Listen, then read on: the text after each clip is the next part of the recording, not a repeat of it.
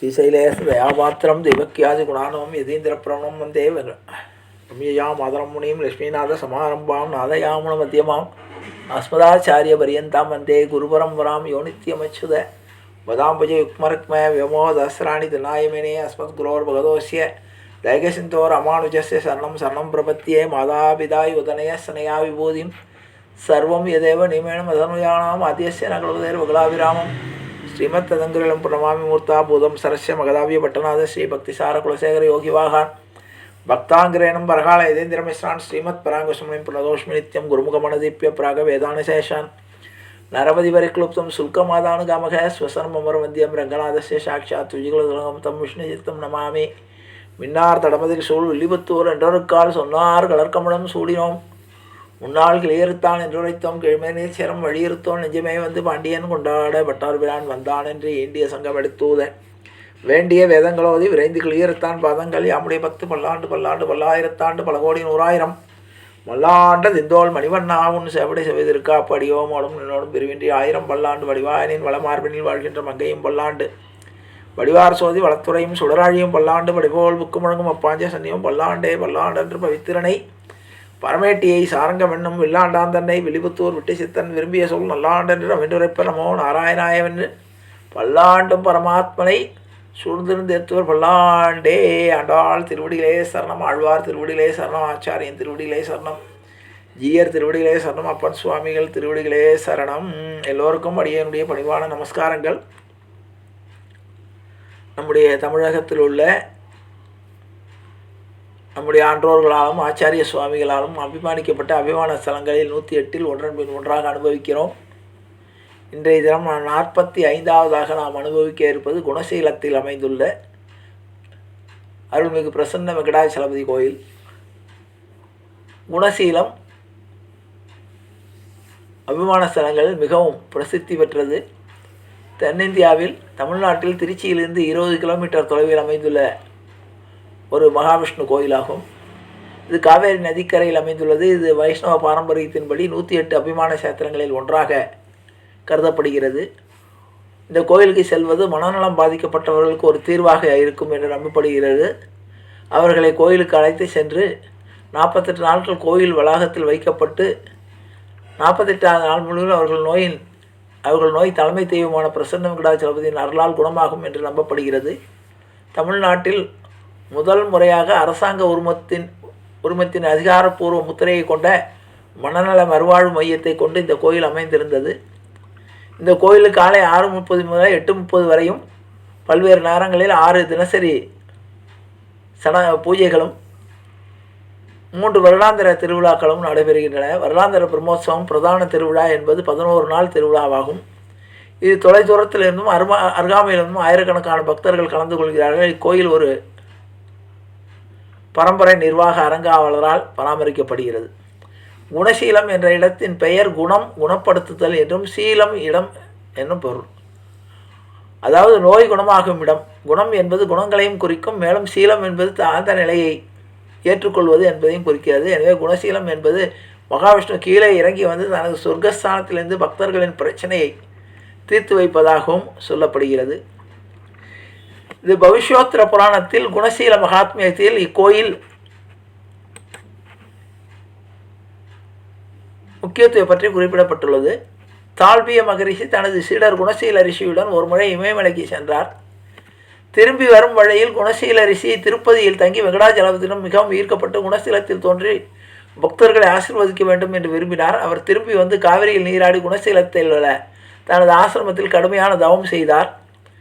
அவரது நேர்மையான தவத்தால் ஈர்க்கப்பட்ட இறைவன் தேவியுடன் அவர் முன் தோன்றி கலியுகத்தின் இறுதி வரை இங்கு தங்குவதாக உறுதியளித்தார். பிரசன்ன வெங்கடாச்சலபதியின் தரிசனத்தால் மகிழ்ச்சி அடைந்த குணசீல மகரிஷி இங்குள்ள தனது ஆசிரமத்திலிருந்து பகவானுக்கு தினசரி பூஜைகளை தொடர்ந்து செய்து வந்தார். துவாபர யுகத்தின் முடிவில் குணசீல மகரிஷியின் குரு அவரை நைமிஷாரண்யத்திற்கு அழைத்து செல்ல விரும்பினார். குணசீல ரிஷி தனது இளம் சீடரை தனது தினசரி பூஜைகளுக்காக நியமித்தார். இருப்பினும் காவிரியில் ஏற்பட்ட வெள்ளப்பெருக்கு மற்றும் காட்டில் இருந்த ஆபத்தான விலங்குகள் சீடரை வெளியேறச் செய்தன. இதனால் பூஜைகள் திடீரென முடிவுக்கு வந்தன. பகவான் ஒரு குழியில் மூழ்க முடிவு செய்தார். பல ஆண்டுகளுக்கு பிறகு உறையூரை தலைநகராக கொண்டு இந்த இடத்தை ஆண்ட சோழ மன்னர் ஞானவர்மா குணசீலத்துக்கு தவறாமல் செல்லும் தன்மையுள்ளவர். ஒவ்வொரு நாளும் பசு மேய்ப்பவர்கள் குழிக்கு அருகில் இருந்து பசுக்களை பால் கறந்து பாலை அவரது அரசவைக்கு எடுத்து செல்வார்கள். ஒரு நாள் அனைவரும் அதிர்ச்சி அடையும் வகையில் பானையில் விளிம்பு வரை நிரம்பி இருந்த பால் திடீரென மறைந்து விட்டது. ஒரு கண்ணுக்கு தெரியாத குரல், அதாவது அசரீரி, ராஜாவிடம் பால் ஊற்றி குழியை கரைக்க சொன்னது. ராஜா தனது படையை அழைத்து சென்று இந்த பயிற்சியை முடிக்க ஆயிரக்கணக்கான லிட்டர் பாலை பயன்படுத்தினார்.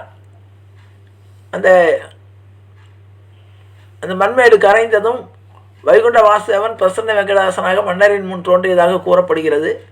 ராஜாவின் விருப்பப்படி கலியுகம் முடியும் வரை இங்கு தங்கி இந்த கோவிலுக்கு வருகை தரும் பக்தர்களின் அனைத்து பிரார்த்தனைகளையும் நிறைவேற்ற இறைவன் ஒப்புக்கொண்டார். பிரசன்ன வெங்கடாஜலபதியின் தரிசனத்தில் மகிழ்ச்சி அடைந்த மன்னர் உறையூரில் இருந்து குணசீலத்துக்கு அருகிலுள்ள கல்லூருக்கு இந்த இடம் அப்போது பத்திரசங்கரப்பட்டணம் என்று அழைக்கப்பட்டது. இடம்பெயர்ந்து அழகான குணசீல கோயிலை கட்டி பிரசன்ன வெங்கடேசனின் வழிகாட்டின்படி தினசரி பூஜைகளும் செயல்முறையும் வகுத்தார். இந்த கோயிலுக்கு நிறைய நிலத்தையும் தினசரி பூஜை முறைகளையும் மேற்கொள்ள நிதிகளையும் ஒதுக்கினார். இந்த கோயில் கால் நூற்றாண்டுக்கு முன்பாக இருந்ததை போல் இல்லை. பக்தர்களின் பங்களிப்புடன் பரம்பரை அறக்காவலர்கள் கோயிலை நவீன கட்டிடக்கலை பிரதிபலிக்கும் வகையில் மாற்றியுள்ளனர். புதிய ஓவியங்கள் மற்றும் புகைப்படங்கள் கோயிலை நவீன தரையுடன் அலங்கரிக்கின்றன. கலியுகத்தின் 50வது ஆண்டில் கோயில் புதுப்பிக்கப்பட வேண்டும் என்று எழுதப்பட்ட ஆவணங்கள் உள்ளன. அதன்படி புதுப்பித்தல் செய்யப்பட்டது. வைகானச ஆகமத்தின் நிறுவனர் விகாசனருக்கு கோவிலில் ஒரு சன்னதி உள்ளது. படைப்பின் கடவுளான பிரம்மாவுடன் வெங்கடேசர் அவருக்கு பிரமாணப்பட்டம் வழங்கியதாகவும் புராணம் கூறுகிறது. இந்த கோயில் ஆர் ரங்கநாதன் சபதி என்பவரால் வடிவமைக்கப்பட்டு கட்டப்பட்டது. கோயிலின் மைய கோவிலில் பிரசன்ன வெங்கடாஜலபதி நின்ற நிலையில் உள்ளார். இந்த சிலை 4 கரங்களுடன் சித்தரிக்கப்பட்டுள்ளது. ஒன்று அபயமுத்திரை, ஒன்று கதாயுதத்தை ஏந்தி இருப்பது, ஒன்று சங்கு, மற்றொன்று சக்கரத்தை ஏந்தி இருப்பதாக உள்ளது. கருவறையை சுற்றி நரசிம்மர், நவநீத கிருஷ்ணன், வராகர், பூமாதேவி, ஸ்ரீதேவி ஆகியோரின் உருவங்களும் பொறிக்கப்பட்ட இடங்கள் உள்ளன. மைய கோயிலுக்கு மேலே கூம்பு வடிவ விமானம் 3 அடுக்குகளை கொண்டிருப்பதால் திரிநேத்திர விமானம் என்று அழைக்கப்படுகிறது. விமானத்தில் கழுகு, அதாவது கருட வாகனத்தின் மீது நரசிம்மன் சித்தரிக்கும் ஸ்டக்கோ சிற்பங்களும் சங்கம் மற்றும் சக்கரத்துடன் விஷ்ணுவின் உருவமும் உள்ளன. கோயிலின் விகாசன மகேஸ்வரீசனின் சன்னதியும் உள்ளது. அவருக்கு பிறகு வைஷ்ணவ சம்பிரதாயத்தின் வைகானச ஆகமம் பின்பற்றப்படுகிறது. கருவறையை சுற்றியுள்ள பள்ளி அருகில் நுட்பமான கண்ணாடி வேலைப்பாடுகள் உள்ளன. குணசீலம் கோயிலின் முழுமையான புனரமைப்புக்கு மற்றும் தமிழ்நாடு அரசாங்க உரிமத்தின் அதிகாரப்பூர்வை கொண்ட மனநல மருத்துவமனையும் இங்கு அமைந்துள்ளது. இங்கு 48 நாட்கள் தங்கியிருந்து இறைவனை வணங்கி அங்கே இறைவனுடைய புனித நீர் தெளிக்கப்பட்டால் எல்லா வகையான மனநோய்களும் மற்றும் உடல் நோய்களும் குணம்பெறும் என்று நம்பப்படுகிறது. கோயிலில் ஒரு நாளைக்கு 6 முறை பூஜைகள் செய்யப்படுகின்றன. காலை 6 மணிக்கு உசற்காலம், 8:30 மணிக்கு காலசந்தி, 12:30க்கு உச்சகாலம், மாலை 5:30 மணிக்கு திருமால்வடை, மாலை 6 மணிக்கு சாயரட்சை, இரவு 8:30 மணிக்கு அர்த்தஜாமம் என்று செய்யப்படுகிறது. அபிஷேகம், அலங்காரம், நைவேதனம் மற்றும் தீப ஆராதனை. குணசீல மகரிஷி முன் திருப்பதி இறைவன் தோன்றியதால் திருப்பதிக்கு செல்ல முடியாதவர்கள் குணசீலத்தை தன்னுடைய பிரார்த்தனை நிறைவேற்றி கொள்ளலாம் என்றும் நம்பிக்கை உள்ளது. அவர்களின் அனைத்து விருப்பங்களும் இங்கு நிறைவேறும் என்றும் நம்பப்படுகிறது. உச்சகாலம் மற்றும் அர்த்தஜாலத்தின் போது பக்தர்கள் மீது தண்ணீர் தெளிக்கப்படுகிறது. இது தீய நோய்கள் மற்றும் செய்வினை மனநோய்களை விரட்டும் என்றும் நம்பப்படுகிறது. இந்த கோயில் முக்கிய விழாவான பிரம்மோற்சவம் தமிழ் மாதமான புரட்டாசியில் 11 நாட்கள் கொண்டாடப்படுகிறது. இதில் 9 நாள் தேர் திருவிழாவும் அடங்கும். சித்திரை தெப்போற்சவம் என்பது தமிழ் மாதமான சித்திரையில் கொண்டாடப்படும் தெப்போற்சவமாகும். பவித்ரோற்சவம் என்பது தமிழ் மாதம் ஆணி மாதத்தில் கொண்டாடப்படும் 3 நாள் திருவிழா ஆகும். வாரத்திற்கு ஒரு முறை திருமஞ்சனம் செய்யப்படும். மற்ற வைஷ்ணவ கோயில்களைப் போலல்லாமல் கோவிலின் மைய தெய்வத்திற்கு தினமும் திருமஞ்சனம் செய்யப்படுகிறது. ஆகவே குணசீலம் திரு பிரசன்ன வெங்கடேச பெருமாளை வணங்கி நம் அனைத்து நோய்களையும் தீர்ந்து மன சஞ்சலங்கள் தீர்ந்து நாம் நிறைவான வாழ்க்கை வாழ்வோம் என்று கூறி அவருடைய அருளால் நாம் நிறைவான வாழ்க்கையும்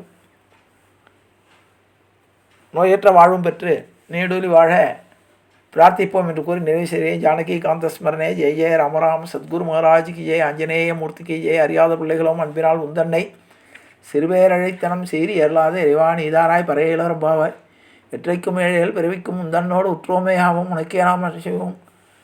மற்ற நம் காமங்கள் மாற்ற இளவரம்பாவாய் செங்கன் திருமுகத்து செல்வத் திருமாலால் எங்கும் திருவுள் பற்றி இன்புறு வரும்பாவா. ஹரே ராம ராம ராம ஹரே ஹரே ஹரே கிருஷ்ண கிருஷ்ண கிருஷ்ண ஹரே ஹரே. கோவிந்த ராம சங்கீர்த்தனம் கோவிந்தா ஹரி கோவிந்தா.